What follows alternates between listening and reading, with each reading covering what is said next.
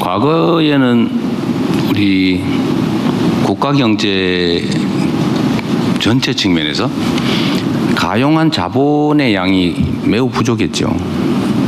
근데 지금은 총량으로는 부족하지 않은 상태에 도달했다고 생각이 됩니다, 저는. 근데 그게 어떤 용도로 어디에서 쓰여지고 있냐, 말씀드린 대로 주로는 부동산 투자에 쓰여지죠. 우리 국민들의 자산 보유 비중을 보면 부동산이 뭐 한 70%를 훨씬 넘는 것 같아요. 근데 금융자산은 매우 적죠. 그 중에서도 뭐 예적금을 제외한 금융 투자 자산 이런 거는 훨씬 더 적죠. 그런데 우리 국민들 중에 일부는 이미 소위 서학개미라고 해가지고 이제 해외 선진 그 주식시장에 투자하지 않습니까? 그 금액이 뭐 근 200조 원 정도가 된다고 합니다. 엄청난 금액이죠. 근데 금융이 이제 생산적 금융으로 좀 전환해야 된다라고 하는 것은 모두가 말은 하는데 잘 안 됐죠. 근데 우리 새 정부의 핵심 과제 중에 하나가 금융을 좀 생산적 금융으로 전환하는 겁니다. 그 생산적 금융으로 전환하는 것 중에 가장 핵심이 주식시장을 정상화하는 겁니다. 이거 활성화라고 말하기도 어렵죠. 정상화. 정상에 한참 못 미치죠. 왜 정상에 못 미쳤냐? 저는 아직도 정상에 못 미쳤다고 생각하거든요. 제가 이제 선거 때 이재명이 당선 또는 민주당이 집권하는 사실 자체만으로 3,000포인트 넘을 거다라고 제가 계속 그랬는데 이제 훨씬 더 많이 넘은 거예요. 지금 아직까지는 뭐 현실적인 정책이 집행된 건 아니지 않습니까? 이제 기대로. 저는 그 기대의 핵심이 앞으로 더 잘 될 거다, 성장할 거다라는 측면도 물론 있겠죠. 그러나 정상화될 거다라는 기대가 훨씬 컸다고 생각합니다. 이 두 가지 요인이 있는데 앞으로 성장할 거다. 즉 기업의 수익이 늘어날 거다. 더하기 비정상이 정상화될 거다. 그 비정상이 정상화될 거다라는 기대에는 아직도 한참 못 미친다고 생각해요.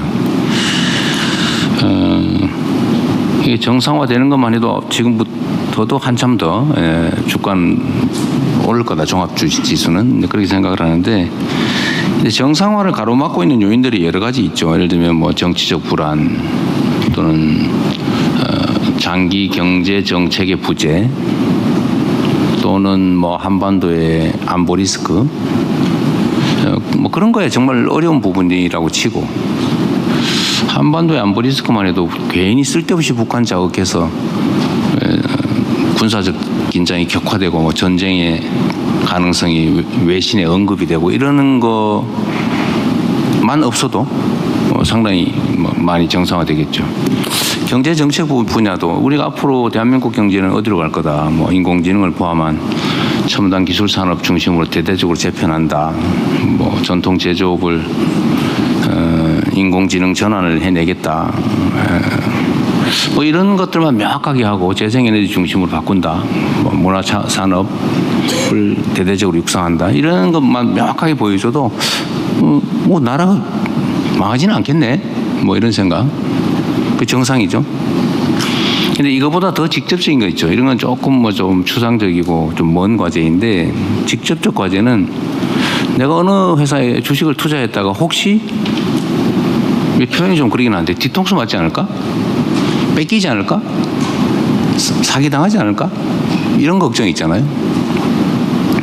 그런 걱정만 안 해도 정상적으로 평가받으면 얼마 전에 PBR 가지고 한참 시끄럽긴 합니다만 아니 어떻게 멀쩡하게 영업하는 정상적인 회사가 즉시 지금 팔아도 주가보다 더 순자산 가치가 높다. 그럴 수가 있습니까? 이거 말이 안 되는 거거든요, 경제학적으로. 근데 순자산에도 못 미친다는 거냐, 이 주가가? 지금 당장 그냥 회사 문 닫고 팔아버려도 현재 주가보다 더 많이 남는다. 그 말이 안 되잖아요. 근데 그런 주식이 대한민국 주식시장이 늘렸다는 거죠. 심지어 0.3 그러면은 3,000원에 사가지고 회사 문 닫고 싹 팔아버리면 10,000원 받을 수 있다는 건데 말이 안 되잖아요. 근데 그런 일이 일상적으로 지금 벌어지고 있죠. 뭐 주가 순이익 비율도 마찬가지고 어쨌든 객관적 지표상 말이 안 되는 저평가 상태인데 왜 그러냐? 그 회사 경영을 믿을 수가 없는 거죠. 비정상적으로 운영하지 않습니까? 언제 회사 돈을 빼돌릴지 모른다. 저 회사가 분명히 10,000원 가치가 있는데 어느 날 회사 경영진이 마음대로 해가지고 3,000원도 아니라 1,000원짜리가 돼버릴지도 모른다. 실제 그런 일이 벌어지고 있잖아요. 그러니까 주식을 안 사죠. 이런 것만 정상화시켜도 아직도 종합주가지수 수준은 매우 낮다는 게 제 생각입니다. 그럼 정상화해야죠. 경영을 정상화하는 거.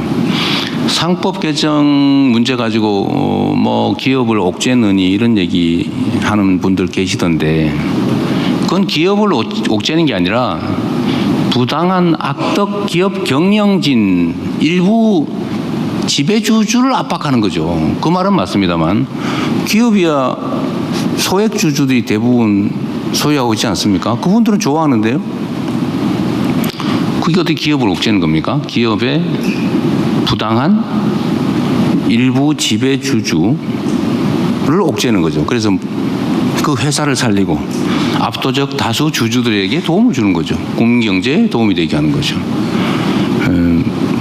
당연히 반발이 있죠. 왜냐하면 압도적 힘을 가진 지배주주 비율은 뭐 10%, 5% 많아봐야 20, 30% 이렇지만 힘은 압도적으로 세잖아요. 그 소위 영향력도 크고. 그러니까 그 사람들이 하는 말이 마치 국민 여론인 것처럼 이렇게 왜곡되고 있는데 그런 걸 잘 가려보고 모두에게 도움되는, 모두가 행복한, 모두가 이익되는, 기업이 정상화되는, 기업이 제대로 평가받는, 주가가 제대로 평가받게 상법을 개정해서 경영 풍토를 정상화하는 거. 예를 들면 뭐 물적 분할해서 장난치거나 이거 못하게 하는 거. 그런 걸 해야 주가가 정상화되잖아요.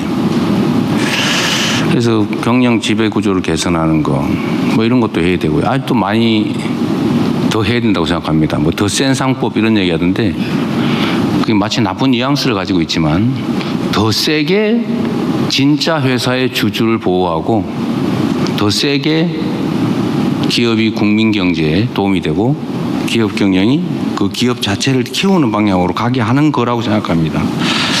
또 한 가지는 이제 세제 문제가 있겠죠.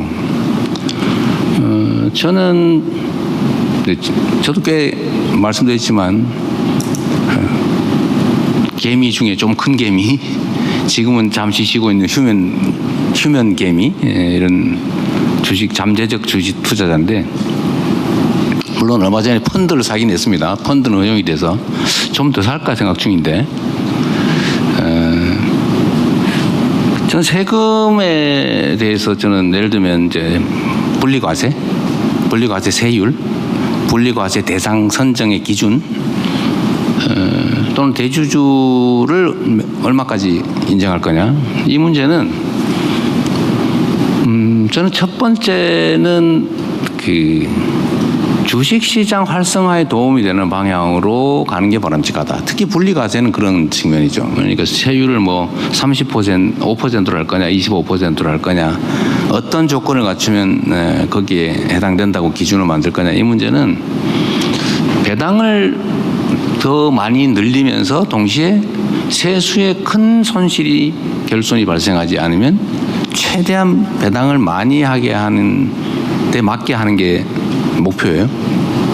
그래서 이것도 시뮬레이션을 좀 계속 하고 있는 중인데 아마도 재정 당국에서는 요 정도가 가장 그 배당을 많이 늘리면서도 세수의 손실이 발생하지 않는 수준이다라고 했던 것 같아요.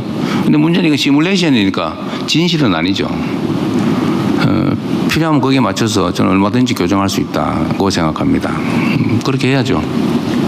입법 과정에서도 그렇게 할 수 있고 일단 시행한 다음에도 이거 아니네 라고 하면 바꿀 수 있는 거죠. 근데 대주주의 50억, 10억 문제는 저는 사실 그렇게 생각했죠. 지금도 그 생각은 근본적으로 변함이 없어요. 이게 주식 보유 총액이 50억이면 과세하고 50억이 아니면 과세 안 하고 그게 아니잖아요. 단일 종목. 특정 단일 종목의 보유액이 50억이냐 아니냐, 10억이냐 50억이냐 그 문제잖아요. 보통 주식 투자자들은 포트폴리오라고 하는 걸 하기 때문에 구성하기 때문에 보통 뭐 적으면 5에서 많으면 한 10몇 개 이렇게 종목을 가지고 있어요. 분산하죠 이렇게. 한 바구니에 계란 담지 마라. 그때 아주 중요한 증시 격언 아닙니까? 그러다 보면 이게 몇 개로 분산된다고 하면 그게 50억이 한 개 종목을 50억 사는 사람은 없거든요. 특정한 예외 말고는. 그 50억까지 그걸 면세해 줘야 되냐. 한 개 종목에 대해서. 라는 생각을 지금도 해요.